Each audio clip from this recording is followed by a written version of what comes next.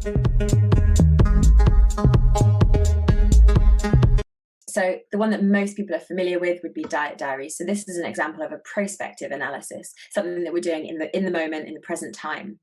So the science behind diet diaries suggests that a diet record is considered the most accurate and feasible method of research when we're collecting data on diets. Sounds great. Historically, this is the most popular method of dietary assessment, and it's really well validated in a general population. So as a performance nutritionist, our number one aim with performing dietary analysis is to reduce the effort on the athlete. The easier we can make it for them, the more likely they are to actually do it accurately, and to tell the truth.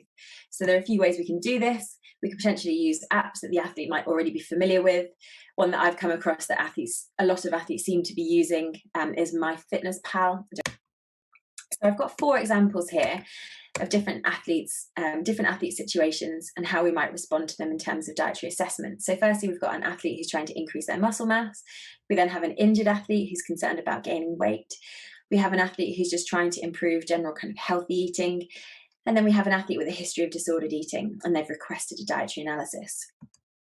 We then have 4 different types of dietary assessment that we could do.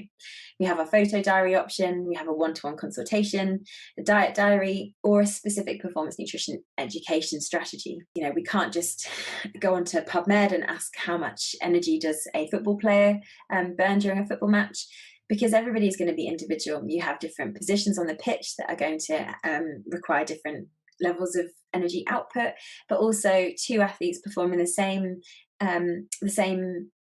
skills on the pitch or the same distance covered doesn't necessarily mean the same energy expenditure. So it's quite complicated.